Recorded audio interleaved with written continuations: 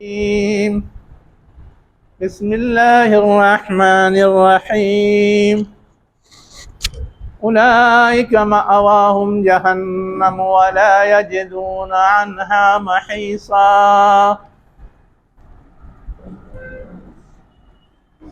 والذين آمنوا وعملوا الصالحات سندخلهم جنات تجري من تحتها الأنهار خالدين فيها أبدا وعد الله حقا ومن أصدق من الله قيلا۔ شروع اللہ کے نام سے جو انتہائی مہربان ہمیشہ رحم فرمانے والا ہے۔ وہی لوگ ہیں ان کا ٹھکانہ جہنم ہے اور وہ اس سے کوئی بھی راہ نہیں پائیں گے، فرار کی راہ یا نجات کی راہ نہیں پائیں گے۔ محیص کے معنی آتے ہیں اصل میں بچنے کا راستہ۔ کوئی خطرہ لاحق ہو جائے تو کچھ خاص راستہ اپنا کر کے اپنے آپ کو بچا لیا جاتا ہے، ایسے راستوں کو محیص کہتے ہیں۔ تو وَلَا يَجِدُونَ عَنْهَا مَحِيصًا، اس جہنم سے جو خطرناک ہے، تکلیف دہ ہے، اس سے وہ بچنے کے لیے کوئی بھی راستہ نہیں پائیں گے۔ والذین آمنوا، اور وہ لوگ جو ایمان لائے اور جنہوں نے نیک عمل کیا، سندخلہم جنات تجری من تحتہا الانہار، ان قریب ہم انہیں ایسے باغات میں داخل کریں گے جس کے نیچے نہریں جاری ہوں گی، ان باغات میں وہ ہمیشہ ہمیش رہیں گے۔ یہ اللہ کا وعدہ ہے اور حق ہے، اور اللہ کے مقابلے میں بات کے لحاظ سے کون زیادہ سچا ہو سکتا ہے؟ پیچھے سے جن لوگوں کا تذکرہ چل رہا تھا، پہلے تو ان کے حوالے سے بتایا گیا کہ ان کا انجام کیا ہے، اس کے بعد آگے اس کا جو مخالف گروپ ہے اہل حق کا، ان کے حوالے سے بتایا گیا کہ ان کا انجام کیا ہے۔ دونوں کا انجام بتانے کے بعد اللہ تعالیٰ ایک آخری بات کہہ رہا ہے، وعد اللہ حق ومن اصدق من اللہ قیلا، یعنی وہ برا انجام بھی اللہ کی طرف سے طے شدہ ہے اور یہ اچھا انجام بھی اللہ کی طرف سے طے شدہ ہے۔ اس لیے ان دونوں انجام کے حوالے سے کسی کو کوئی شبہ نہیں ہونا چاہیے کہ وہ ہوگا بھی یا نہیں، ممکن بھی ہے یا نہیں، وہ یقینی طور پہ ہو کر کے رہے گا۔ اور کیا کہا جا رہا ہے کہ وعدہ تو دنیا میں بہت سارے لوگ کرتے ہیں، لیکن وعدہ کرنے کے بعد لوگ کیا کرتے ہیں؟ بھلا دیتے ہیں یا بے وفائی کرتے ہیں، یا کبھی ایسی صورتحال پیدا ہو جاتی ہے کہ نبھانا ممکن نہیں ہوتا۔ لیکن اللہ تعالیٰ ان ساری چیزوں سے پاک ہے، وہ لامحالہ پورا کرے گا۔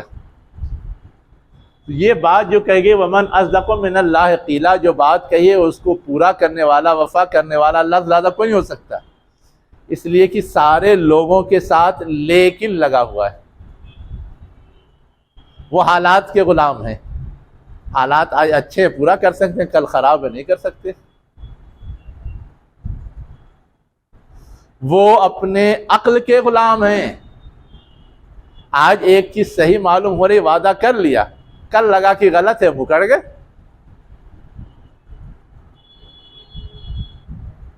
بہت سارے اسباب ہوتے ہیں وعدہ خلافی کے، لیکن اللہ تعالیٰ سے ان میں سے کوئی بھی چیز کی توقع نہیں کی جا سکتی۔ اس کا مطلب یہ ہے کہ وہ وعدہ یقینی طور پر ہو کر کے رہے گا۔ یہ بات کہی کیوں گئی؟ یہ اصل سمجھنے کی ضرورت ہے.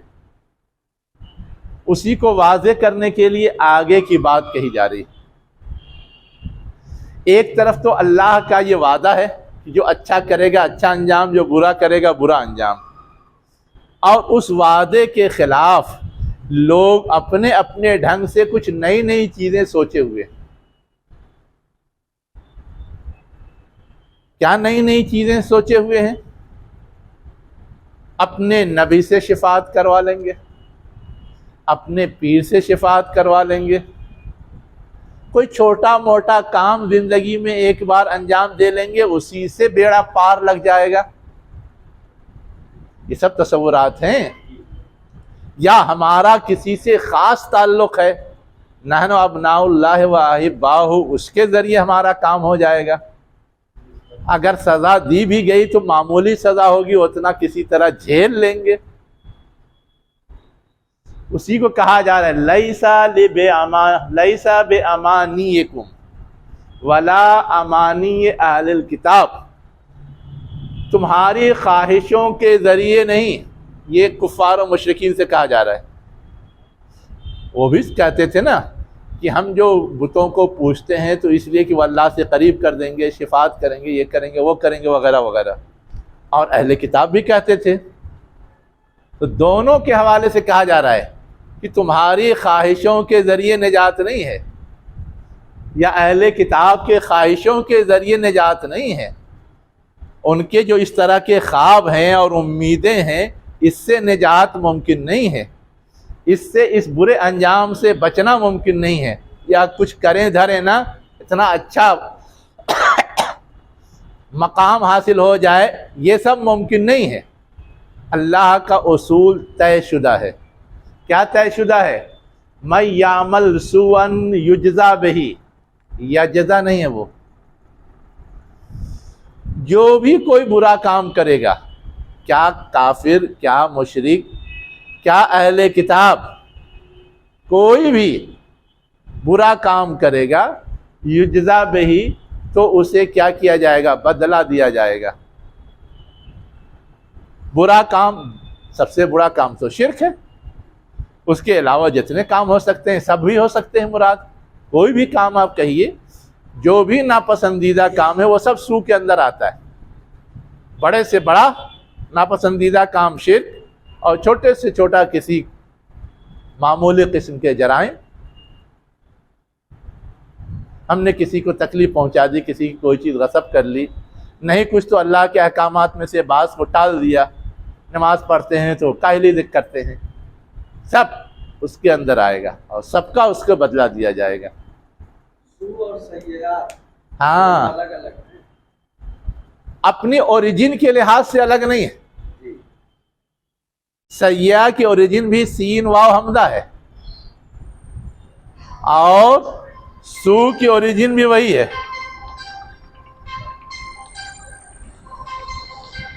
میں یہ بتا رہا تھا کہ جو سین واو حمزہ ہے، یہ سو کی اوریجن بھی وہی ہے، اور سیئہ کی اوریجن بھی وہی.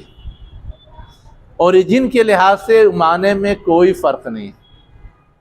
ٹھیک ہے، ہر وہ چیز جو ناپسندیدہ ہو وہ سیئہ ہے. اب اس کے بعد دو الگ الگ شکل میں آیا ہے، تو دو الگ الگ شکل میں آنے کا مطلب کیا ہے؟ کوئی بھی لفظ اگر اوریجن ایک ہو لیکن الگ الگ شکل میں آتا ہے تو اس کے معنی میں فرق ہوتا ہے. ہم اور آپ جانتے ہیں. آسان فرق، جیسے ایک لفظ ہے جو ورب کی شکل میں آ رہا ہے، تو جیسے ورب ہے وہ زمانے کے ساتھ مقید ہوتا ہے تو وہ محدود معنی ہو جاتا ہے. ماضی ہے تو اسی ماضی تک معنی ہم اس کا مراد لے سکتے ہیں، مضارع ہے تو اسی مضارع یا فیوچر تک مراد لے سکتے ہیں، اس سے زیادہ نہیں مراد لے سکتے. یعنی ورب کا معنی پرماننٹ ہوتا ہی نہیں. اس کے برخلاف اسم ہو تو اسم ہمیشہ مستقل معنی دینے والا ہوتا ہے. اب اسم میں بھی فرق ہوتا ہے.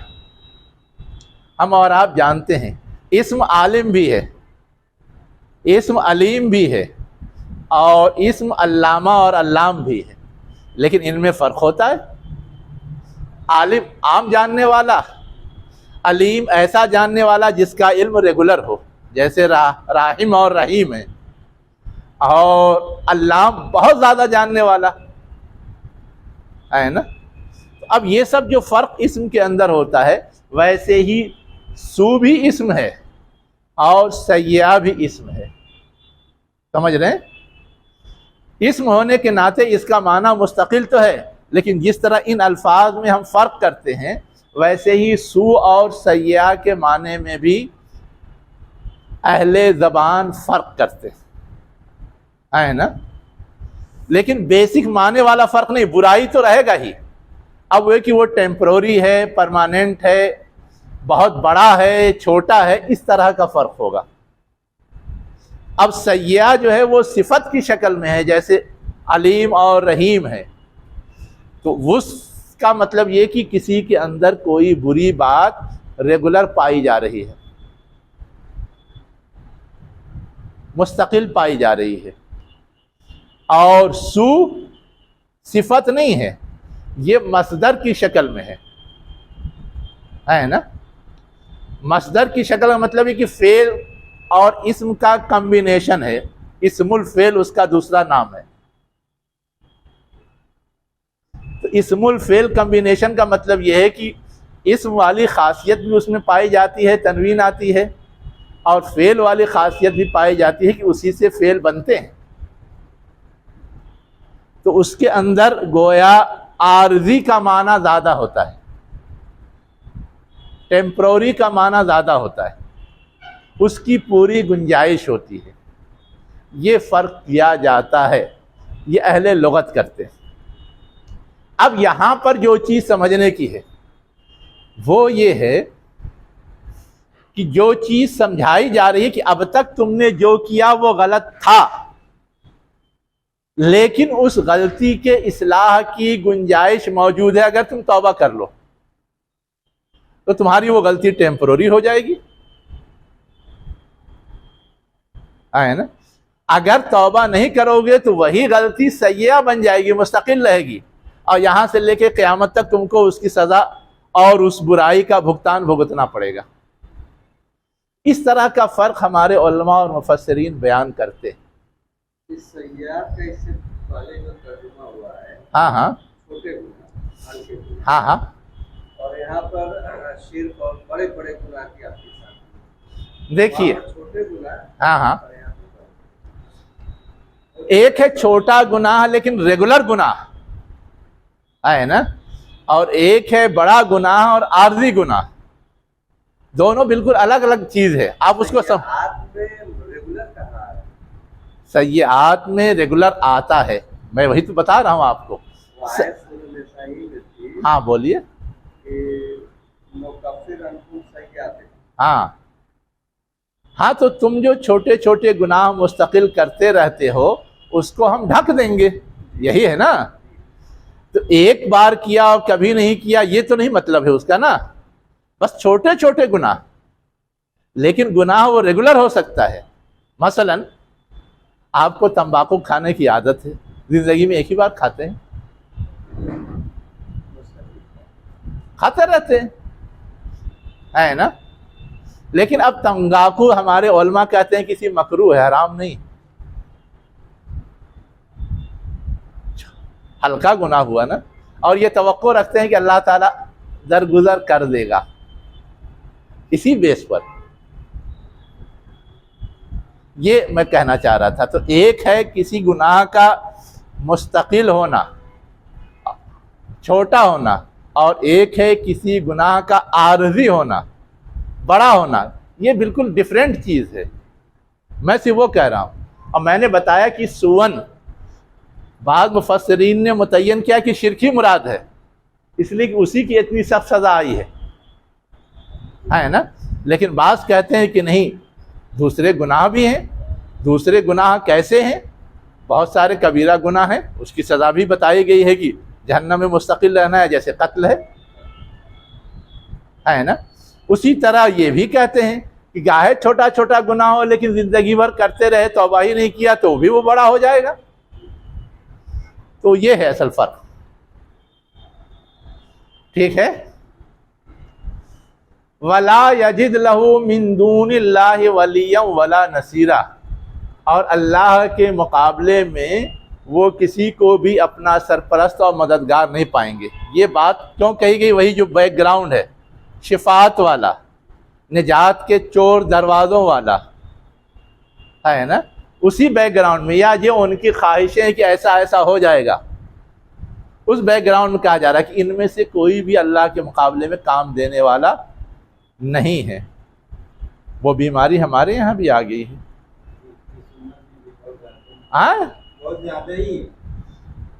بہت زیادہ کے لیے تو دلیل دینی پڑے گی. طبقہ تو اہل کتاب کے یہاں بھی تھا، طبقہ تو اہل کتاب کے یہاں بھی تھا، ہے نا. اب میں دلیل دیتا ہوں آپ کی، جو دلیل آپ نہیں دے سکے. اہل کتاب کے ہاں شفاعت کا تصور تھا، کفار اور مشرکین کے ہاں بھی شفاعت کا تصور تھا، لیکن اتنی بگڑی شکل میں، جتنی بگڑی شکل میں ہمارے یہاں نہیں تھا. ہمارے یہاں کیا ہے؟ بہشتی دروازے بنائے گئے، جو اس سے گزر گیا سیدھے جنت پہ پہنچ جائے گا. کفار و مشرکین و اہل کتاب کے یہاں ایسا کوئی دروازہ نہیں تھا. یہ اس سے بگڑی شکل ہے. ہمارے یہاں ریٹ فکس ہیں، کس جنت کے امیدوار آپ ہیں اس کا اتنا دینا ہے. ریٹ وہ بھی لیتے تھے، لیکن ان کے ہاں اس طرح سے بٹوارا کر کے نہیں تھا کہ جنت الفردوس چاہیے تو اتنا ریٹ، جنت الخلد چاہیے تو اتنا ریٹ، صرف جنت چاہیے تو اتنا ریٹ. یہ ہے اس سے زیادہ سنگین اور گھناؤنی شکل جو میں کہہ رہا تھا. میں دلیل اسی لیے پوچھ رہا تھا کہ آپ یہ فرق بھی سمجھتے ہیں یا نہیں. جنت کی بھی قیمت لی جاتی ہے. اور کیا، دیکھیے آپ جائیے اور کیا کہتے ہیں مقبروں پہ جہاں عرس لگتے ہیں، وہاں کے جو مجاور ہیں وہ لیٹر ایشو کرتے ہیں، اور 50,000، 1 لاکھ، 2 لاکھ، 10 لاکھ یہ دے کر کے ایشو کرتے ہیں، اور اس پہ لکھتے ہیں کہ یہ اس جنت کا پروانہ ہے، اس کو میت کے ساتھ سرہانے میں ڈال دینا. پیپر دیکھا وہ ڈالتے ہیں. ہاں اب کیا رہتا وہ نہیں پیپر ڈالتے ہوئے میں دیکھا. تو میں وہی کہہ رہا تھا، ہے نا، کہ یہ سب ہے. وہ پیپر وہی جنت کا پروانہ ہوتا ہے جو اپنے ساتھ لے کے جاتے ہیں اور امید رکھتے ہیں کہ پہنچ جائیں گے. ایک بیان تھا سورت کا، ابھی میں کل پرسوں میں دیکھا ہوں، کلاس میں حضور اکرم صلی اللہ علیہ وسلم 10 دن تک آئے ہیں اور بچوں کو پڑھائے. جو استاد تھے وہ بیمار تھے، 10 دن تک حضور اکرم صلی اللہ علیہ وسلم آ کر پڑھائے ہیں. 11ویں دن یہ پہنچے ہیں تو جہاں تک پڑھائے تھے وہاں سے شروع کیے تو بولے حضرت آپ تو یہاں تک پڑھا چکے ہیں. تو یہ بولے میں تو اسکول آیا ہی نہیں، 10 دن سے بیمار تھا. تو چلے گئے مراقبہ میں اور ان کو معلوم پڑا کہ حضور اکرم صلی اللہ علیہ وسلم ان کی جگہ آ کر پڑھاتے تھے. ہاں تو ایسے ایسے پہنچے ہوئے لوگ تو ہیں. آپ کچھ کر رہے تھے کیا ہوا ہے دیوبند میں آ کے تو حساب کتاب بنا کر کہاں؟ دیوبند کی بات بول رہا ہوں. ہاں کیا ہے دیوبند میں؟ حساب کتاب کیا دیکھیے صحیح لکھا ہوا ہے.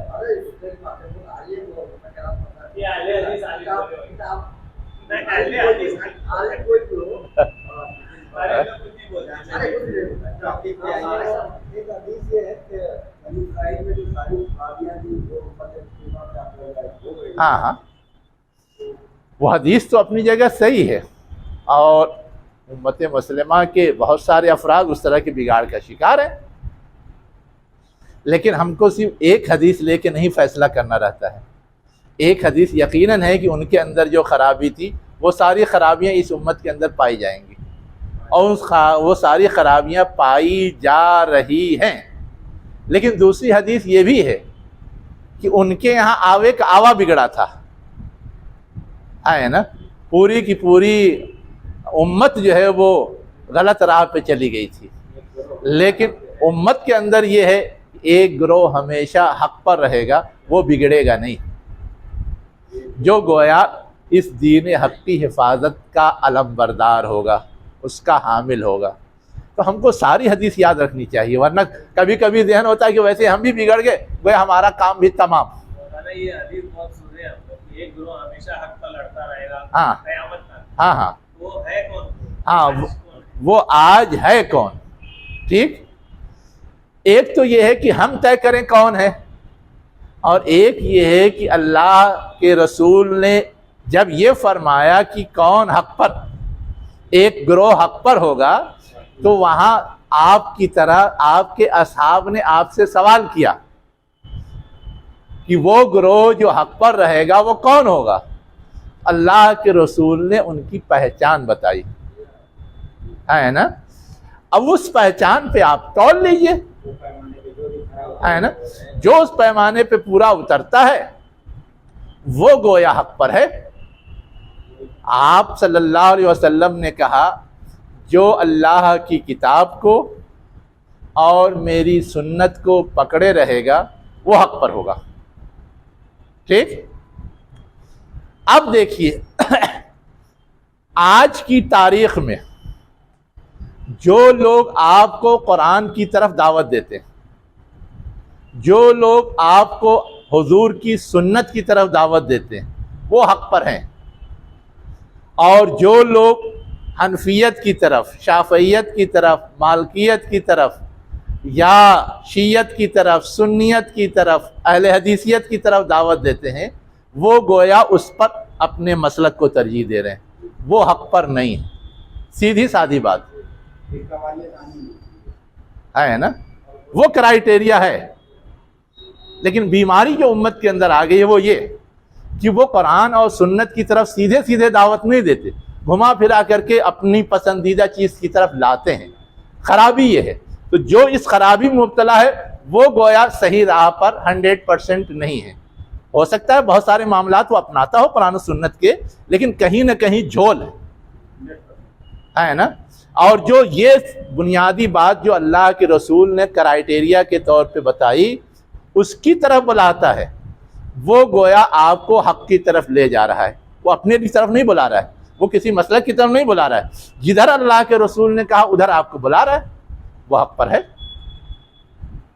یہ ہے پہچان۔ اب آپ طے کیجیے، کلیئر کٹ، ہاں ہو گیا۔ چلیے اب آگے کیا کہا ہے، وَمَن يَعْمَلْ مِنَ الصَّالِحَاتِ، اور جو شخص عمل کرے نیک، من ذکرن او انثی، مردوں میں سے یا عورتوں میں سے، وَهُوَ مُؤْمِنٌ، اور وہ مومن ہو۔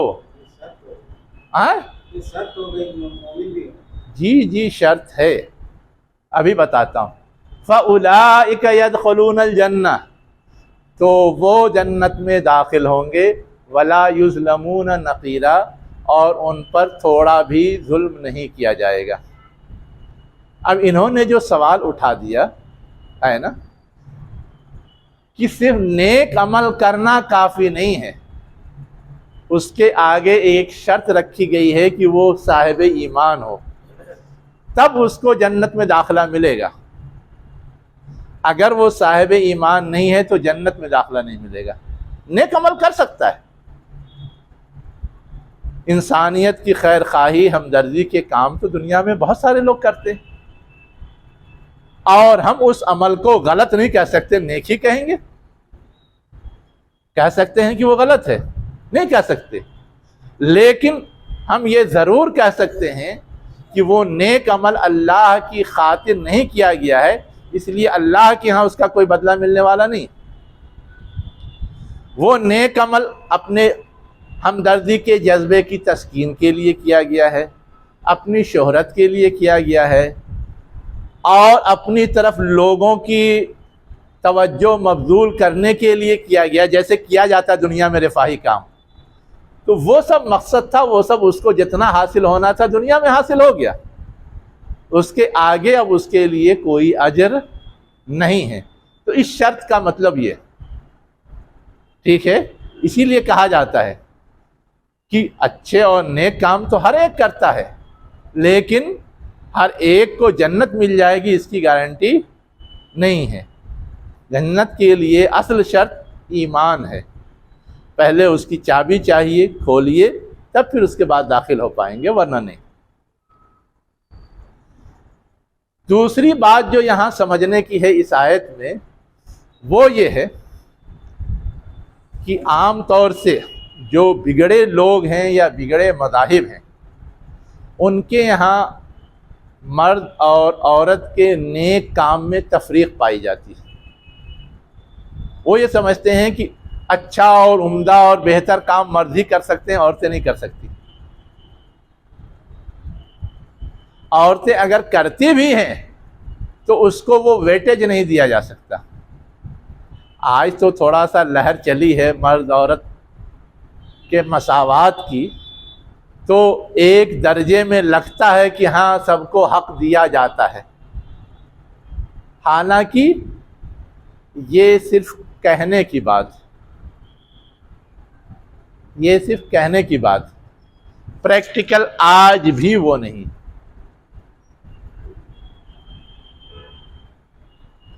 میں آپ کو بتاؤں، وہی مغرب جو چلاتا ہے کہ مرد اور عورت برابر ہیں، ایک بھی مثال پوری تاریخ میں دے سکتے ہیں کہ ان کا مذہبی پیشوا مرد تو ہوا، کوئی عورت بھی ہوئی؟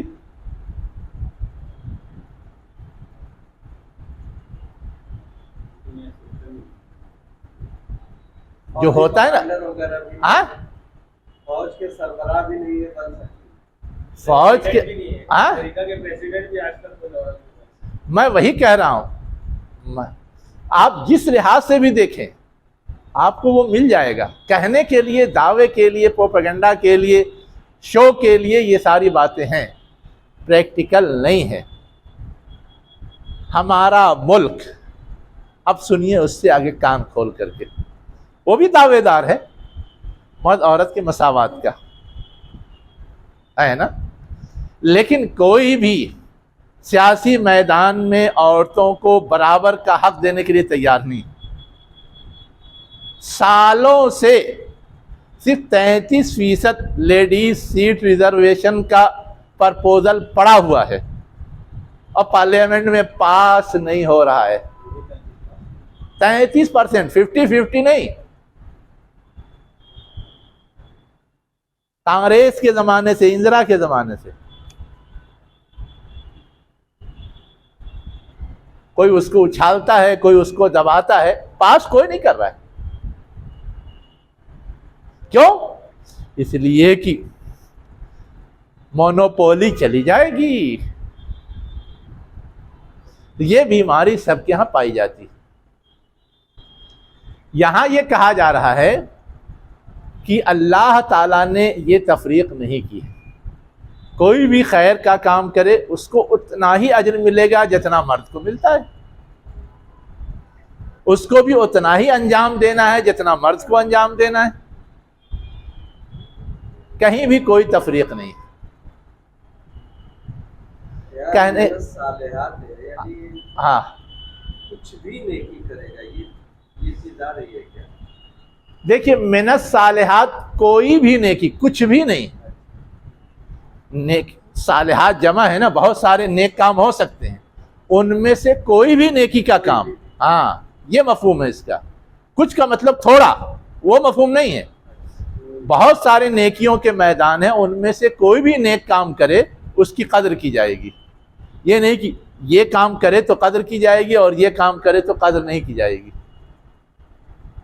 جیسے ہے، جیسے صالحات ہے، ہاں جو بھی صالحات ہے، ہاں جو کام ہے، ہاں اس میں سے کچھ بھی کر لیا تو جنت میں داخل ہوگا اگر ایمان والا ہے۔ کچھ بھی کر لیا تو جنت میں داخل ہوگا، ایمان والا ہے، وہ بات تو صحیح ہے، اس کو کون ڈینائی کرتا ہے، لیکن نہیں، وہ چیز یہاں یہ نہیں ہے۔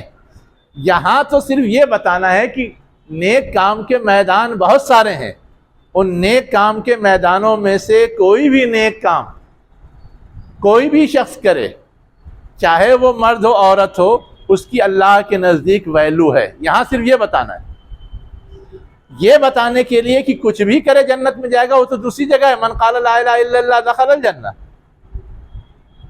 وہ دوسری جگہ ہے، اپنی جگہ ہے، ٹھیک ہے، اس نے اور بہت ساری غلط حرکت کی ہے، اس کی سزا بھگتے گا، اس کے بعد جائے گا، آگے جائے گا، پیچھے جائے گا، پہلے جائے گا، بعد میں جائے گا، وہ سب بحث ہے، لیکن اس سے اس کا تعلق نہیں۔ یہاں تو اصل میں جس سیاق میں آ رہا ہے اس کو آپ دیکھیے کہ وہ عمل کچھ نہیں کرتے، صرف شیطان کے خواب دکھانے میں یا نفس کے خواب دکھانے کے چکر میں امید لگائے بیٹھے ہیں کہ یہ ہو جائے گا، وہ ہو جائے گا، ایسے ہو جائے گا، ویسے ہو جائے گا۔ اس تناظر میں یہ کہا جا رہا ہے، ویسے ہی اپنے آپ کے لیے بہت سارے حقوق ریزرو کر کے بیٹھے ہیں اور دوسروں کو محروموں میں ڈال دیتے ہیں۔ ان حقوق کے خلاف جو عدل کی بات ہے، انصاف کی بات ہے، وہ بتانے کے لیے یہاں یہ آیا ہے، ٹھیک ہے۔ تو دوسری بات اس آیت میں یہ سمجھنے کی تھی۔ تیسری بات جو ہے وہ ہے وَلَا يُظْلَمُونَ نَقِيرًا۔ اللہ تعالیٰ کہہ رہا ہے کہ ہم سب کو اس کے اچھے عمل کا بدلہ دیں گے، ہے نا، لیکن اس کے بدلے میں کوئی کمی نہیں کریں گے۔ یہ کہنے کی ضرورت کیوں؟ یہ اصل سوال۔ جو لوگ یہ سمجھتے ہیں کہ میرا کسی سے کوئی خصوصی تعلق ہے، تو گویا وہ ساتھ ساتھ یہ بھی سمجھتے ہیں کہ اس خصوصی تعلق کی وجہ سے میرا استحقاق زیادہ ہے نا، اوروں کے مقابلے میں استحقاق زیادہ ہے۔ استحقاق زیادہ ہونے کا مطلب کیا ہے؟ مجھ کو زیادہ ملے گا، دوسروں کو کم ملے گا۔ میں زیادہ فائدہ حاصل کر سکتا ہوں، دوسرا نہیں کر سکتے۔ جیسے میں پارٹی ممبر ہوں اور ہمارے پارٹی کی حکومت ہے تو استحقاق ہمارا زیادہ ہے، بینیفٹ اٹھانے کا چانس ہمیں زیادہ ملنا چاہیے، دوسرے کو چھوڑنا۔ یہ کانسیپٹ پایا جاتا ہے۔ ویسے ہی ہم نبی کے خاندان سے ہیں، نبی کے رشتہ دار ہیں، اللہ کے رسول کے قریبی ہیں، تو ہمارا استحقاق زیادہ ہے۔ اللہ تعالیٰ کہہ رہا ہے کہ استحقاق ان تعلقات کی وجہ سے کچھ بھی نہیں ہے کسی کا، سب کا صرف عمل تولا جائے گا، اور عمل کے لحاظ سے جس کو جتنا ملنا چاہیے ملے گا، یعنی کہ استحقاق کے لحاظ سے زیادہ مل جائے گا اور رشتے اور تعلق کی بنیاد پہ زیادہ مل جائے گا، باقی نہیں ملے گا، نہیں۔ یعنی مجاور کا جو لیٹر ہے ہاں فیل ہو گیا، وہ فیل ہو گیا۔ اب سمجھ میں آیا اتنی دیر بعد، ٹھیک ہے۔ اب آگے کیا کہا جا رہا ہے؟ وَمَنْ أَحْسَنُ دِينًا مِّمَّنْ أَسْلَمَ وَجْهَهُ لِلَّهِ وَهُوَ مُحْسِنٌ وَاتَّبَعَ مِلَّةَ إِبْرَاهِيمَ حَنِيفًا وَاتَّخَذَ اللَّهُ إِبْرَاهِيمَ خَلِيلًا۔ اب ان کے سامنے پریکٹیکل تصویر رکھی جا رہی۔ کیا کہا جا رہا ہے کہ جو شخص کون بہتر ہو سکتا ہے دین کے لحاظ سے، فرما برداری اور صحیح طریقے کی پیروی کرنے کے لحاظ سے، اس شخص کے مقابلے میں جس نے اپنا چہرہ اللہ کے لیے حوالے کر دیا یا اپنا وجود اللہ کے لیے حوالے کر دیا، سلنڈر کر دیا، وَهُوَ مُحْسِنٌ، اور وہ خوب کار ہو، ہر کام کو اچھے طریقے سے کرنے والا ہو، وَاتَّبَعَ مِلَّةَ إِبْرَاهِيمَ حَنِيفًا، اور اس نے پیروی کی ابراہیم کے طریقے کی، اس حال میں کہ وہ یکسو تھا، یہ نہیں کہ ادھر بھی چونچ مار رہے ہیں، ادھر بھی چونچ مار رہے ہیں، ادھر بھی چونچ مار، ہر ایک سے امید وابستہ کیے ہوئے ہیں، نہیں، صرف ایک اللہ کی پیروی اور اسی سے ساری امید۔ وَاتَّخَذَ اللَّهُ إِبْرَاهِيمَ خَلِيلًا، تو ابراہیم نے چونکہ ایسا کیا کہ اس نے اللہ کو اپنے کے حوالے اپنا وجود کر دیا، تو اللہ نے بھی کیا کیا؟ ابراہیم کو اپنا دوست بنا لیا۔ ہاں، تو آج بھی کوئی شخص اگر اپنے آپ کو اللہ کے حوالے کر دے اور اللہ کی دی ہوئی ہدایت کے مطابق زندگی گزارے تو اس کو بھی اللہ اپنا دوست بنا لے گا۔ یہ تو ابراہیم علیہ السلام کی صفت جو بتائی گئی ہے وہ صرف اس لیے کہ ایک رول ماڈل اللہ سے دوستی کرنے کا دنیا کے سامنے آ جائے۔ یہ مطلب نہیں کہ وہ ابراہیم علیہ السلام کے ساتھ مخصوص ہے، کوئی اور خلیل اللہ نہیں ہو سکتا۔ آپ کہہ رہے ہوں گے یہ کیسے کہہ رہے ہیں؟ سنیے، اللہ کے رسول صلی اللہ علیہ وسلم کا فرمان ہے، ابراہیم خلیل اللہ تھے، میں بھی خلیل اللہ ہوں۔ کیا ثابت ہوا اس سے؟ کہ یہ خلیل اللہ ہونا صرف ابراہیم علیہ السلام کے ساتھ مخصوص نہیں ہے، ہاں ہے نا؟ اللہ کے رسول کو بھی یہ خاصیت یا یہ خصوصیت حاصل تھی۔ جو رول انہوں نے پلے کیا خلیل اللہ کہلائے، وہی رول اللہ کے رسول صلی اللہ علیہ وسلم نے پلے کیا، آپ بھی خلیل اللہ کہلائے۔ قربانی کی دعا میں وہ پڑھتے۔ ٹھیک ہے، ایک بات تو یہ ہے، اور قربانی کی دعا میں دونوں کا نام ساتھ ساتھ آتا ہے۔ یہاں پہ ابراہیم علیہ السلام کا تذکرہ صرف اس تناظر میں ہے کہ ابراہیم علیہ السلام ان سب کے جد امجد تھے، کیا کفار، کیا مشرکین اور کیا اہل کتاب، ہر ایک ان کو اپنا مہاپروش مانتا تھا۔ تو ان کو مہاپروش ماننے کا مطلب یہ کہ وہ ان کے نزدیک رول ماڈل تھے۔ تو اسی رول ماڈل کو پیش کر کے کہا جا رہا ہے کہ ان کا کردار کیا تھا اور تمہارا کردار اس سے میل نہیں کھاتا۔ اگر تمہارا کردار بھی ان سے میل کھانے لگے تو جیسے وہ خلیل اللہ تھے ویسے تم بھی خلیل اللہ ہو جاؤ گے۔ شرط یہ ہے کہ تم ابراہیم کے طریقے کی پیروی کرو، یہ ہے۔ اب اس آیت میں دو باتیں اور ہیں سمجھنے کی ٹیڑھی۔ ایک بات تو یہ ہے کہ ملت کا معنی مطلب کیا ہے؟ ہم لوگ تو اردو میں بھی استعمال کرتے ہیں، ہماری ملت، ملت اسلامیہ، ملت ابراہیمی کا معنی مطلب کیا ہے؟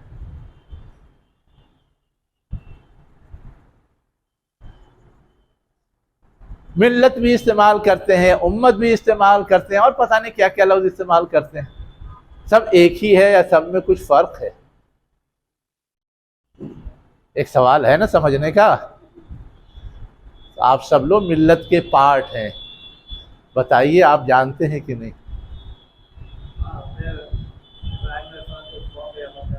جی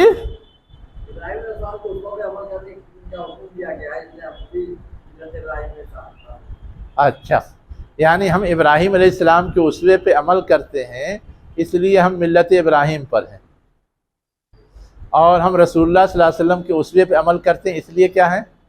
ملت ابراہیمی پر بھی ہے۔ اچھا، ملت ابراہیمی پر بھی ہیں۔ ملت اسلامیہ میں میں نہیں ہوں، کیونکہ ہمیں حکم دیا گیا ہے کہ اس کے عمل کرو، اللہ کا حکم کہا گیا ہے۔ اچھا، ذرا وہ آیت بتائیے جہاں یہ کہا گیا ہو کہ تمہیں ابراہیم کے اسوے پہ عمل کرنا ہے۔ یہ تو یقیناً کہا گیا ہے قرآن میں کہ ابراہیم علیہ السلام کا اسوہ بھی بہترین اسوہ ہے، لیکن یہ بھی کہا گیا ہو کہ ان کے اسوے پہ عمل کرنا ہے، یہ کہاں ہے؟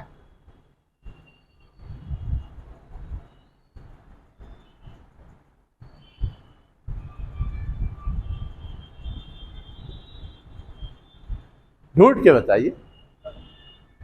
ملت شریعت کے معنی میں، ہاں، شریعت ملت شریعت کے معنی میں آتا ہے؟ ملت اسلامیہ اسلامی شریعت؟ मखलूक जिसका मकसद एक हो।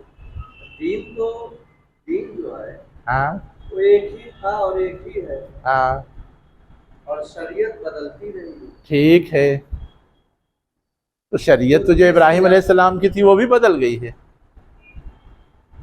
जो इब्राहिम अलैहिस्सलाम की शरीयत थी वो और आज में तो फ़र्क है, बहुत सारी चीज़ें बदली हैं।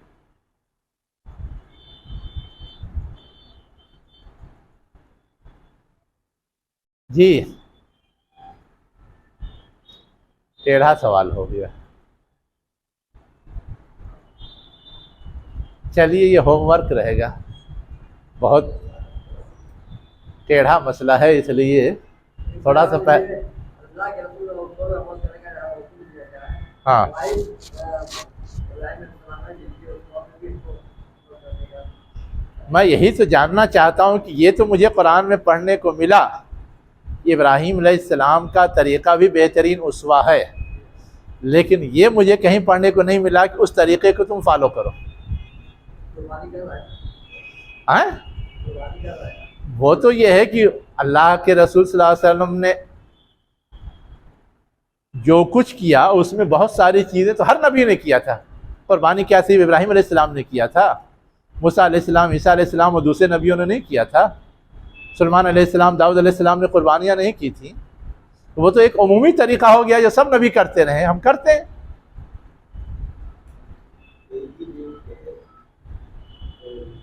एक ही दीन को मानने वाले एक ही दीन के मानने वाले को, असल में देखिए मैंने ये सवाल जो आपके सामने रखा है और कहा है टेढ़ा है, उसको समझ लीजिए तो आपको कुछ मेहनत करने और जवाब तलाश करने में आसानी होगी। हम लोग आजकल चिल्लाते हैं ना, गामदी फिक्र सुनते हैं, ये गामदी फिक्र है क्या? अगर एक लफ्ज़ में बयान करना हो तो ये है कि मगरिब इस बात की कोशिश कर रहा है कि ये जितने अलग अलग मज़ाहिब पाए जाते हैं, यहूदियत, नसरानियत, इस्लाम है ना, इन सब का कामन एक प्लेटफार्म बनाया जाए, और वो कामन प्लेटफार्म बनाने के लिए उनको इब्राहीम अलैहिस्सलाम की शख्सियत मिली। अब ये कहते हैं कि इब्राहीम अलैहिस्सलाम जो करते थे उनका जो रोल मॉडल है उसी को हर एक अपना ले, तो गोया एक नुक्ता हो जाएगा सबके एक होने का, और सब गोया घुल मिल जाएंगे, इनके आपस के इख्तिलाफात ख़त्म हो जाएंगे। ये एक खूबसूरत शक्ल उनकी तरफ से पेश की जाती है। हाँ, और जिसकी वकालत हमारे गामदी साहब एंड कंपनी करते हैं,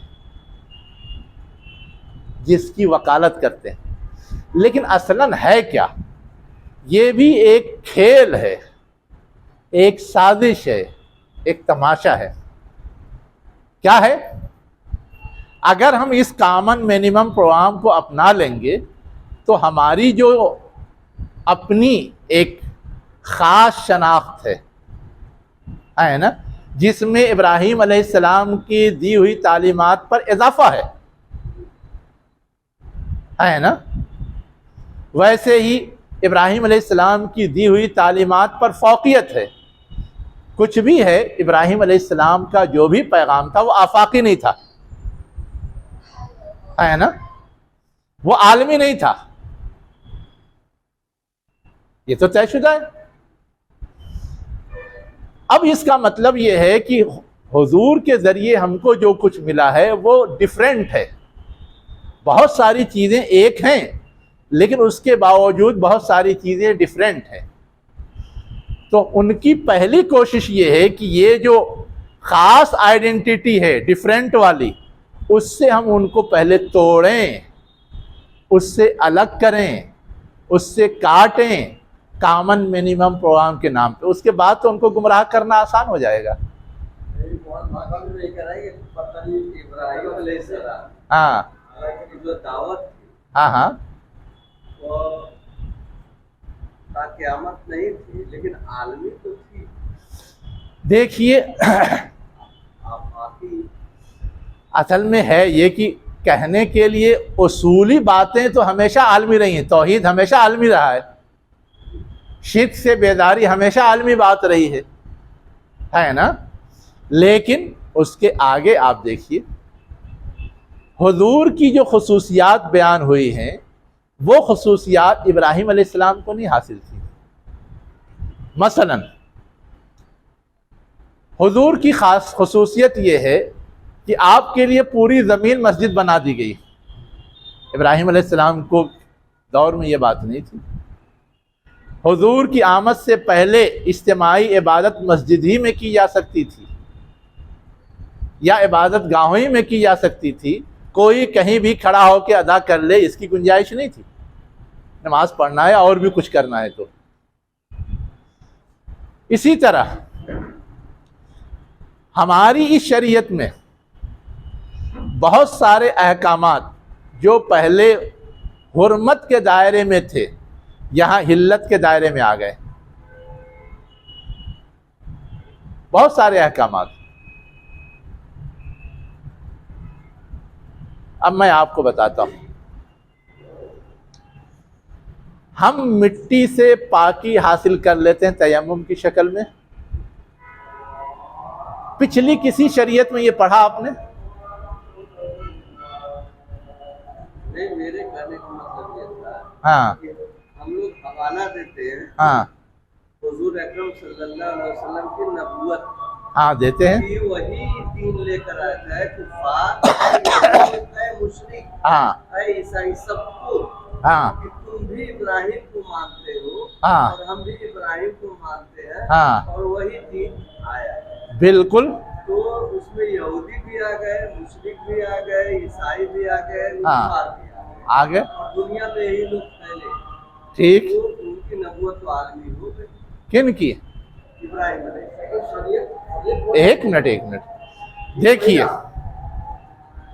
چونکہ اس وقت جو لوگ موجود تھے وہ ان سب کو ماننے والے تھے، لیکن اس کے باوجود یہ ایک دوسرے کو مختلف کہتے تھے.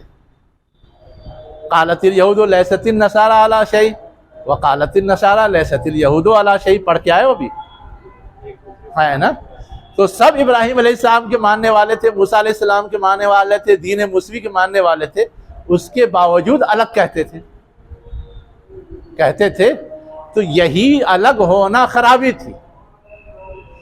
اللہ کے رسول صلی اللہ علیہ وسلم کا یہ کہنا تھا کہ میں جو چیز پیش کر رہا ہوں وہ قدر مشترک ہے.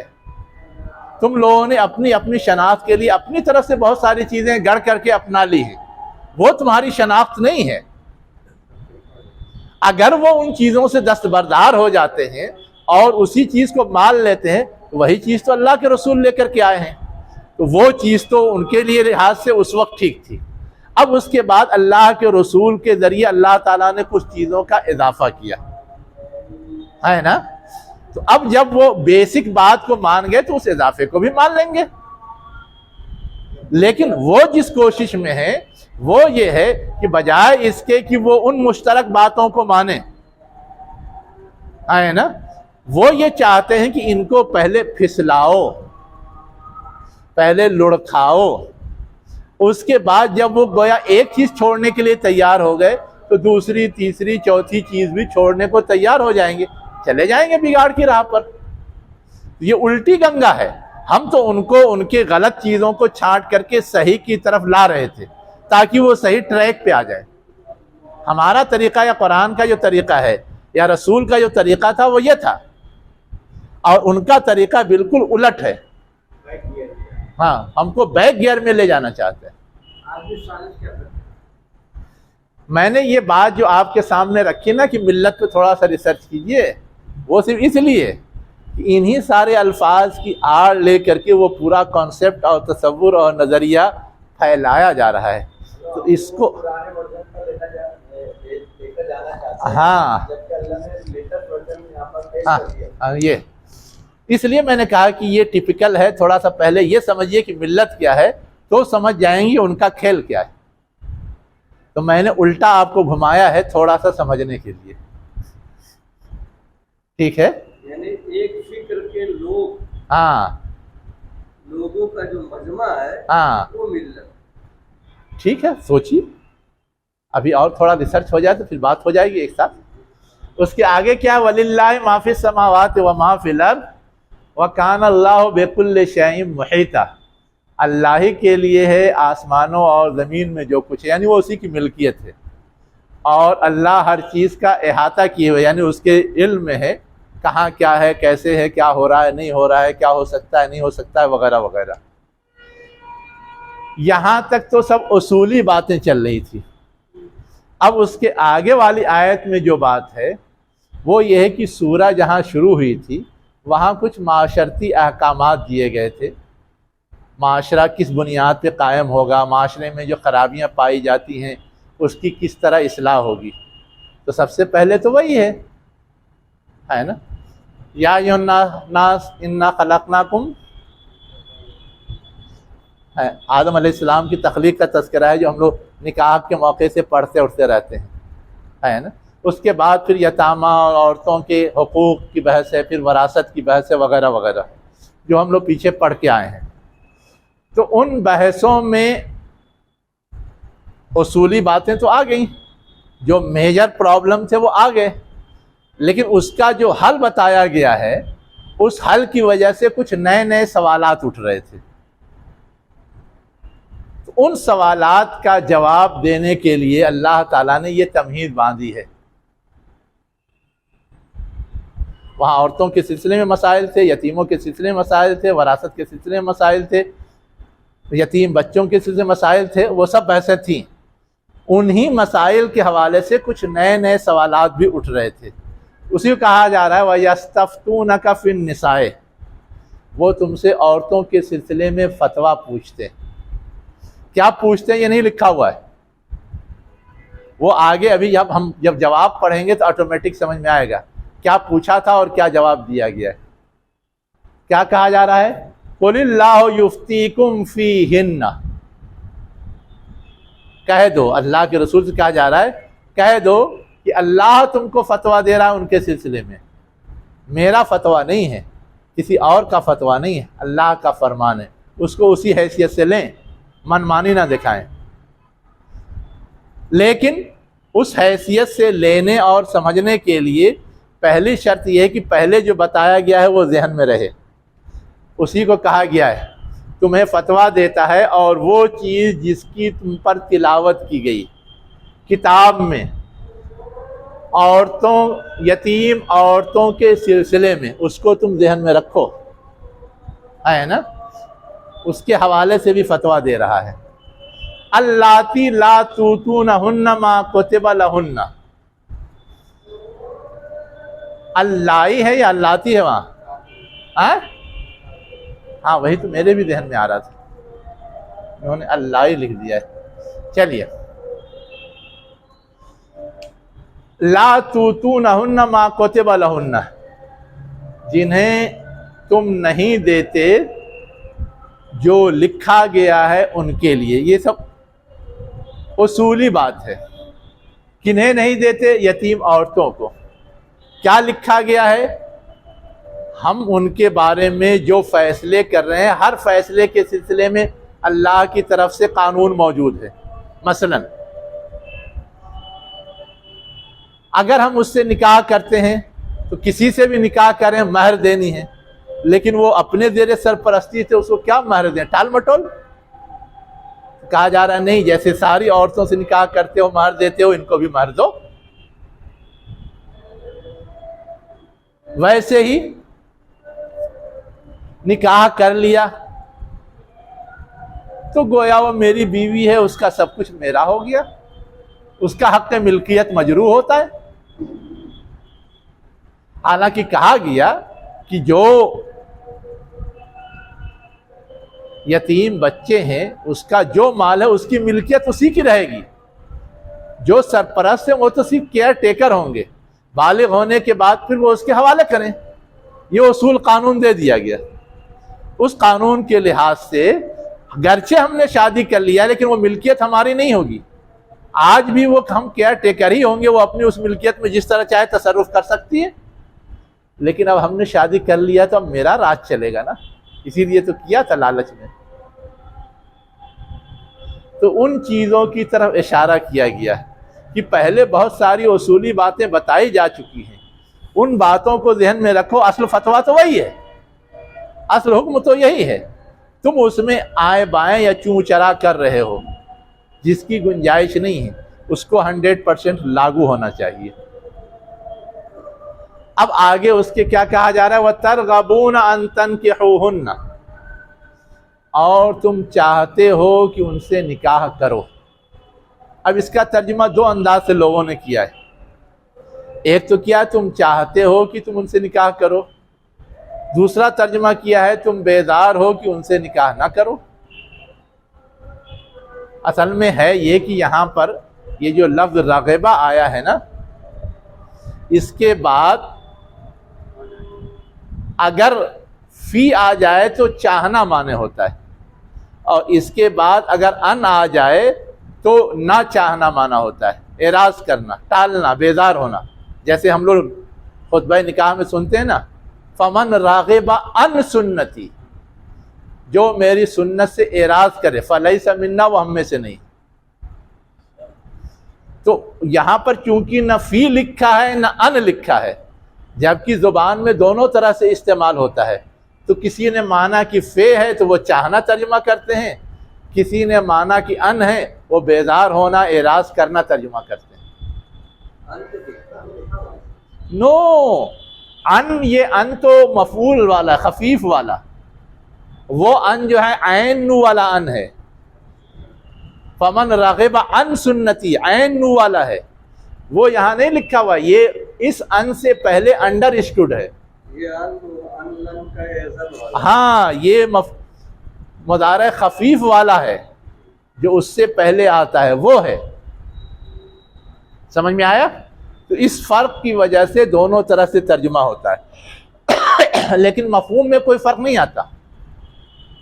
ہم نکاح کرنا چاہتے ہیں تو نکاح کے جو تقاضے ہیں پورے کریں، ہم نہیں کرنا چاہتے ہیں تو بھی جو تقاضے ہیں پورا کریں۔ اب یہ بات جو کہی گئی کہ کرنا چاہتے ہیں اور نہیں کرنا چاہتے ہیں، تو کبھی کبھی پرابلم یہ آتا تھا کہ بڑے پیسے والی ہے، نکاح اگر کسی سے کر، تو سمجھ میں آ رہا ہے، ہاں، اور ایک ترجمہ جو دوسرا یہ کہ نکاح نہیں کرنا چاہتے، یہ نہیں کا معنی تھا۔ ترغبون عن، تم اعراض کرتے ہو کہ نکاح کرو، ایسے ترجمہ کیجئے تو سمجھے، وہ نہیں چھوڑ دیجئے۔ جو فمن رغب عن سنتی ہے نا، جو اعراض کرے میرے سنت سے، ویسے کیجئے تم اعراض کرتے ہو کہ تم ان سے نکاح کرو۔ مفہوم تو وہی ہے، تم نکاح نہیں کرنا چاہتے، اعراض کرتے ہو کا مطلب نہیں کرنا چاہتے، وہ مفہوم کے لحاظ سے ترجمہ ہے۔ یہ نہیں کہ یہاں پہ کوئی لفظ ہے لا جس کا معنی نہیں ہے، یہ نہیں۔ میں جو بات کہہ رہا تھا کہ چاہتے ہو اور نہیں چاہتے ہو، اس دونوں کی گنجائش کیسے ہے؟ بڑی حسین ہے، ہم نکاح میں لینا چاہتے ہیں، بڑی مالدار ہے، ہم نکاح میں لینا چاہتے ہیں، لیکن یتیم ہے، انتہائی فقیر ہے، نکاح میں لیں گے تو کہیں گے فقیر سے نکاح کر کے لے آئے، اسٹیٹس کا خیال نہیں کیا۔ یا بدصورت ہے، مالدار ہے لیکن بدصورت ہے، اس کے مال سے فائدہ بھی اٹھانا چاہتے ہیں اور نکاح کرنا بھی نہیں چاہتے، نکاح کر دیں گے تو ابھی دوسرے سے شادی ہو جائے گی، وہ اس کے ساتھ جائے گی، اپنا مال بھی لے کے جائے گی، اس پہ میرا جو اختیار، کنٹرول اور فائدہ چل رہا ہے وہ سب ختم ہو جائے گا۔ تو جو ذہن بگڑے ہوتے ہیں اس انداز سے سوچتے ہیں اور ان کا طرز عمل اس طرح کا ہونے لگتا ہے۔ وہاں تو چونکہ پہلے سے بہت بگاڑ تھا، تو اس کے بعد ساری ہدایات دینے کے بعد بھی اس طرح کے مسائل اٹھ رہے تھے کہ لوگ اس بہانے اس بہانے جو کرنا چاہیے وہ نہیں کر رہے تھے۔ اس پہ کہا جا رہا ہے کہ تم چاہتے ہو کرو، اجازت ہے، نہیں چاہتے ہو مت کرو، پابندی نہیں ہے، لیکن کرو تو بھی حق ادا کرنا ہے اور نہیں کرو تو بھی حق ادا کرنا ہے۔ کسی چیز میں جھول جھال یا ٹال مٹول صحیح نہیں ہے۔ صرف ان یتیم عورتوں کے حوالے سے نہیں، والمستضعفین من الولدان، اللہ کا فتویٰ جو ہے وہ بچوں میں سے جو کمزور ہیں ان کے لیے، بچوں میں سے کمزور کا مطلب ہے کہ جو ابھی چھوٹے ہیں، نہ عقل رکھتے نہ طاقت رکھتے ہیں، بالغ ہو جائیں گے تو عقل بھی پختہ ہو جائے گی اور طاقت بھی آ جاتی ہے، اپنا کام سنبھال لیتے ہیں۔ تو جو چھوٹے کمزور بچے ہیں ان کے بارے میں بھی اللہ فتویٰ دے چکا ہے، ان کو کیسے ٹریٹ کرنا ہے اس کا لحاظ ہونا چاہیے۔ وَأَن تَقُومُوا لِلْيَتَامَى بِالْقِسْطِ، اللہ تعالیٰ فتویٰ دیتا ہے کہ تم کھڑے ہو یتیموں کے لیے انصاف کے ساتھ، یعنی چاہے بچے ہوں، چاہے عورتیں ہوں، چاہے نکاح کرنا ہو چاہے نہ کرنا ہو، ہر صورت میں عدل پیمانہ ہے۔ ہر صورت میں کیا ہے؟ عدل پیمانہ ہے۔ یہ نہیں کہ یتیم بچی سے کر لیا تو جیسے تیسے اس کو رکھے ہوئے ہیں، اور کسی مالدار گھرانے میں شادی کی تو اس کو بڑی شان بان سے رکھتے ہیں، یہ نہیں چلے گا۔ اگر آپ صاحب حیثیت ہیں تو یتیم بچی سے نکاح کیا تو بھی شان بان سے رکھیے جیسے اس کو رکھ رہے ہیں، ورنہ جو حیثیت ہے اس کے لحاظ سے رکھیے۔ عدل چاہیے، یہ نہیں کہ چھوٹے گھر کی آ گئی ہے جیسے تیسے رہ لے گی، کاہے کو زیادہ لوڈ لیں۔ یہ سب جو تماشا ہوتا ہے یہ انصاف کے خلاف ہے۔ وَمَا تَفْعَلُوا مِنْ خَيْرٍ، کہا گیا کہ یہ عدل قائم کرنا اس لیے ضروری ہے کہ اس عدل کے ذریعے بھلائی پنپتی ہے، ورنہ تم عدل نہیں کرو گے تو نفسیاتی طور پر، سماجی اور معاشرتی طور پر تمہاری تصویر بھی بگڑے گی، اور سامنے والی بچی بھی احساس کہتری کا شکار ہوگی کہ مجھ کو میرا حق نہیں دیا جا رہا، میرا ویلو نہیں ہے نا۔ تو گویا ترغیب دی جا رہی ہے کہ تم کوئی بھی بھلا کام کرو گے اللہ تعالیٰ اسے دیکھ رہا ہے اور اس کا بہترین وجر تمہیں دے گا، بہترین بدلہ تمہیں دے گا۔ ہر کام جو ہے صرف دنیاوی پیمانے پہ مت ناپو، دنیاوی نفع نقصان دے کر کے مت طے کرو، کچھ اللہ پر بھی بھروسہ رکھو، اللہ اس کا بہتر بدل یا پھل تم کو دے سکتا ہے، یہ سمجھایا گیا ہے۔ وَمَا تَفْعَلُوا مِنْ خَيْرٍ، ہاں، یہ جملہ دونوں سے ملا ہوا ہے، سب سے جتنی بات ہے سب سے، چاہے بچوں کا معاملہ ہو چاہے عورتوں کا معاملہ ہو، کسی سے بھی سب سے ملا ہوا ہے۔ جو تم بھی بہتر کرو گے، اور بہتر کی نشاندہی کر دی گئی کہ جیسے آزاد عورتوں کے حقوق ہیں، صاحب حیثیت عورتوں کے حقوق ہیں، عام اصول ہیں، ان سب کو تم فالو کرتے ہو تو ان کے حق میں بھی ان سب کو فالو کرو، جس کو ایک لفظ میں کہا گیا انصاف برتو، فرق نہیں ہونا چاہیے، تمیز نہیں ہونا چاہیے۔ ہاں، اور پھر اس کو مزید ترغیب کے لیے کہہ دیا گیا کہ یہ طرز عمل جو ہے وہ ایک بہتر طرز عمل ہوگا، ٹھیک ہے۔ اب جو اگلا جملہ ہے اس میں کیا ہے کہ ساری خرابی صرف مردوں ہی کے اندر نہیں ہوتی، خطا و نسیان کا پتلا تو عورتیں بھی ہیں، ان کے اندر بھی خرابی ہو سکتی ہے، مسئلہ ہو سکتا ہے نا۔ تو اگر ان کے اندر ہے تو اس کے حوالے سے تو پہلے ہی بتایا جا چکا ہے کہ عورتیں اگر نافرمانی کا ثبوت دیں تو انہیں قید کر دو۔ جہاں وراثت کا حکم آیا ہے نا، اس کے بعد ہی وہ حکم سب ہے نا۔ تو عورت کے اندر اگر ٹیڑھ آیا تو مرد کو اختیار دیا گیا کہ وہ قید کرے اور اس کے اصلاح کی کوشش کرے، وہ سب تفصیل وہاں آ چکی ہے۔ لیکن اگر الٹا ہو جائے تو مرد کی طرف سے بگاڑ ہے اور عورت اپنی جگہ ٹھیک ٹھاک ہے، اب عورت کو خطرہ لاحق ہو گیا کہ مجھ پہ ظلم ہوگا، مجھ پہ زیادتی ہوگی یا ہو رہی ہے، یا میرا حق ادا نہیں کیا جا رہا ہے، یا میرے لیے نئے نئے مسائل ابھریں گے، تو کیا کریں؟ اسی کو کہا وَإِنِ امْرَأَةٌ خَافَتْ، اگر کوئی عورت ڈرے، اندیشہ کرے، مِن بالہا، اپنے شوہر کی جانب سے، بال مانے شوہر، किस चीज़ का? नशूज़न, ज़्यादती का। नशूज़ जानते हैं किसको कहते हैं? हम जो सुई किसी को चुभाते हैं ना, जिससे तकलीफ होती, वो है नशूज़, चुभाना। यानी कोई ऐसी हरकत करना जिसकी तकलीफ अंदरून तक महसूस की जाए, तो ऐसी तकलीफ का खतरा हो। औ एराज़न, या एराज का। एराज का मतलब ये कि जब हम दोनों एक रिश्ते में बंध गए हैं तो हमें एक दूसरे से करीब होना चाहिए, एक दूसरे के दुख दर्द में शरीक होना चाहिए, एक दूसरे के मसाइल को हल करना चाहिए, लेकिन कोई मतलब ही नहीं, न रहने सहने का, न खाने पीने का, न बर बीमारी का, किसी चीज़ का ख्याल नहीं। ये तो एराज ही है ना। इसी कहा गया औ एराजन फला जुनाहा अलैहिमा, तो उन दोनों पर कोई हरज नहीं है, यानी मर्द औरत दोनों पर, अन युस्लिहा बैनहुमा सुलहा, कि वो दोनों आपस में कोई सुलह कर लें। सुलह का मतलब कोई बेहतर रास्ता निकाल लें जो जिस पे समझौता हो जाए और जिसमें दोनों के लिए भलाई हो। आगे कहा गया वह सुलह खैर, और सुलह क्या है? बेहतर है। यानी ज्यादती हो रही है, ज्यादती का खतरा है, लेकिन उसके बावजूद कहा जा रहा है कि सुलह कर लो। तस्लीम है कि ज्यादती है। क्यों कहा जा रहा है?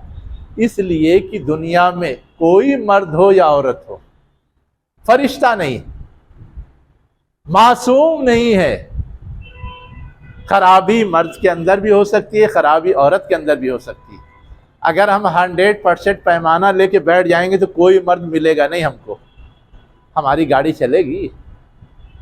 तो अब है क्या कि जो कम से कम खराबी हो सकती है और जो बेहतर से बेहतर शक्ल हो सकती है, उसको तस्लीम करके गाड़ी आगे बढ़ानी, वही चीज़ सुलह है।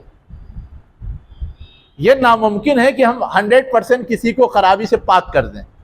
दुनिया तो दारुल इम्तिहान है, कोई पाक होगा ही नहीं, न औरत पाक होगी न मर्द पाक होगी। लेकिन यह मुमकिन है कि हम उसके इस्लाह की कोशिश भी करते रहें और जो दूसरी ज़रूरतें हैं उसको मलहूज़ रखते हुए मिलजुल करके गाड़ी खींचने की कोशिश करें। यही चीज़ है सुलह। इसलिए कहा गया, ये नहीं कहा गया कि जब तक वो अपनी खराबी दूर न करे तब तक छोड़ दो, अलग कर दो। ठीक है, एक दर्जे में ये नौबत आ सकती है जिसकी गुंजाइश रखी गई है, लेकिन पहली कोशिश ये होनी चाहिए, इसलिए कि जो गुंजाइश है उसके बाद भी गारंटी नहीं कि पता नहीं अगला कैसा मिलेगा या अगली कैसी मिलेगी, गारंटी नहीं है। तो पहली कोशिश यही होनी चाहिए कि जो मिली है, जिसके साथ एक वक्त गुजर चुका है, या जो मिला है जिसके साथ एक वक्त गुजर चुका है, उसी के साथ किसी तरह निबाह की कोशिश की जाए। इसीलिए कहा गया वस्सुल्हु खैर, समझौता करके ही गाड़ी खींचना ये बेहतर है। एक तो उस वजह से और दूसरे इस वजह से। उसी की आगे वजाहत की जा रही है, वउज़िरतिल अनफुसुश शुह। अनफुस नफ्स की जमा है, जो जाने हैं उनके करीब होती हैं या हाजिर होती हैं। शुह यानी हर आदमी, चाहे वो मर्द हो या औरत, उसकी ख्वाहिश अच्छे से अच्छे की होती है, ज़्यादा से ज़्यादा की होती है, आराम की होती है, सहूलत की होती है, लालच की होती है, वगैरह वगैरह। शौक के माने जो आते हैं, जो माना चाहिए आप ले लीजिए। हाँ, बख्ल की भी के माने भी आप ले सकते हैं। कोई आदमी ऐसा नहीं है जो इतना फैयाज हो कि अपनी कोई चीज़ बचा के रखना ही ना चाहे, कल को क्या करेगा? है कोई ऐसा? शाज़ और नादिर कोई मिसाल आती है तो वो हातिम ताई कहलाता है, वरना आम तौर से तो कल की ज़रूरत के लिहाज से लोग अपने लिए कुछ ना कुछ सेविंग करते हैं, है ना। अब वो सेविंग जब हद से ज़्यादा गुजर जाती है तो बख्ल कहलाता है। जब तक हद से ज़्यादा ना गुजरे वो बख्ल नहीं है, लेकिन शुह कहलाएगा। क्या कहलाएगा? शुह कहलाएगा। قرآن نے یہ لفظ جو استعمال کیا اس کے ساتھ ساتھ بخل لفظ بھی استعمال کیا ہے. ایسا نہیں کہ قرآن میں بخل لفظ نہیں استعمال ہوا ہے، احادیث میں بھی استعمال ہوا ہے. فرق کیا ہے؟ فرق صرف یہ ہے کہ بخل تو اس آخری حد کو انڈیکیٹ کرتا ہے اور شح جو ہے ابتدائی شکل کو انڈیکیٹ کرتا ہے. ابتدائی شکل اگر کسی کو متاثر نہیں کرے، ہم سب کے حقوق ادا کر کے اپنے لیے سیونگ کر رہے ہیں، کوئی مسئلہ نہیں ہے. ہاں یہ حد سے تجاوز کر جائے تو مسئلہ ہو سکتا ہے. یہاں جس چیز کا تذکرہ ہے وہ یہ کہ یہ ایک نفسیاتی چیز ہے جو پائی جاتی ہے نا، اور اس کے مطابق انسان کا طرز عمل اور ایٹیٹیوڈ ہوتا ہے. تو اس طرز عمل اور ایٹیٹیوڈ کو کنسیڈر کرنا چاہیے. صلح کی جو بات کہی جا رہی ہے وہ اس لیے کہ اس کو کنسیڈر کرتے ہوئے صلح کریں. اگر اس کو کنسیڈر نہیں کریں گے تو پھر صلح کا کوئی معنی مطلب نہیں ہوگا. اس لیے کہ اگر ہم صلح نہیں کرتے اور اسی کے پیچھے چلے جاتے ہیں تو آگے پتہ نہیں کہاں پہنچ جائیں گے. وَإِن تُحْسِنُوا وَتَتَّقُوا، کہا گیا کہ اگر تم احسان کرو اور ڈرو تو اللہ تعالی باخبر ہے جو تم کرتے ہو، یعنی جو اچھا عمل کرو گے یا اللہ سے ڈرو گے. اب یہ احسان کرو یا ڈرو کا مطلب یہ ہے کہ یہ شح کی جو کیفیت ہے اس کیفیت کے حوالے سے اس کی رعایت کرو. مثلا ہماری خواہش ہے کہ خوب زیورات اور روز نئے نئے کپڑے لا کے دے شوہر. خافت امراتن ہی ہے نا، ہماری یہ خواہش ہے. اب اگر شوہر اتنی بڑی خواہش پورا نہیں کرنا چاہتا اسی لیے ہم علیحدہ ہو جائیں؟ اسی طرح ہماری خواہش ہے کہ ہمارے علاوہ کسی سے اور سے شادی نہیں کرے، جو عام طور سے عورتوں میں ہوتا ہے، اور اس کی ضرورت ہے کہ وہ شادی کرے. ایک سے اس کی خواہش کی تکمیل نہیں ہوتی، یا اولاد کی خواہش ہے جس سے کیا ہے اس سے اولاد نہیں ہو رہی ہے، تو کیا کرے؟ تو کیا کہا جائے گا اس کی خواہش غلط ہے؟ کیا اس کو کہا جائے کہ اس کی اس خواہش کے چکر میں تم اسے طلاق ہی لے لو، الگ ہو جاؤ؟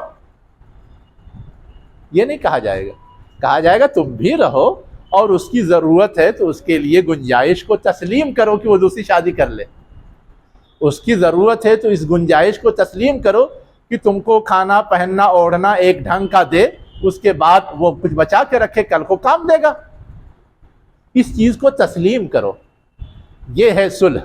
اسی کو کہا گیا ہے کہ یہ کمزوری پائی جاتی ہے، لیکن اگر تم احسان بہتر طریقہ اپناؤ، اس طرح کی چیزوں کو محسوس کر کے اسے اڈاپٹ کرو اور اس کے خلاف جا کر کے جو نقصان ہو سکتا ہے اس سے اللہ کی دی ہوئی ہدایت کے مطابق ڈرو، بچو، تو اللہ تعالیٰ دیکھ رہا ہے کہ تم کیا سوچ کے کیا قدم اٹھا رہے ہو، باخبر ہے. اس کے لحاظ سے اللہ تعالیٰ تم کو اپنا سپورٹ، اپنی مدد اور اپنا انعام دے گا. یہ ہے جو سمجھانے کی کوشش کی گئی ہے. وآخر دعوانا ان الحمد للہ رب العالمین.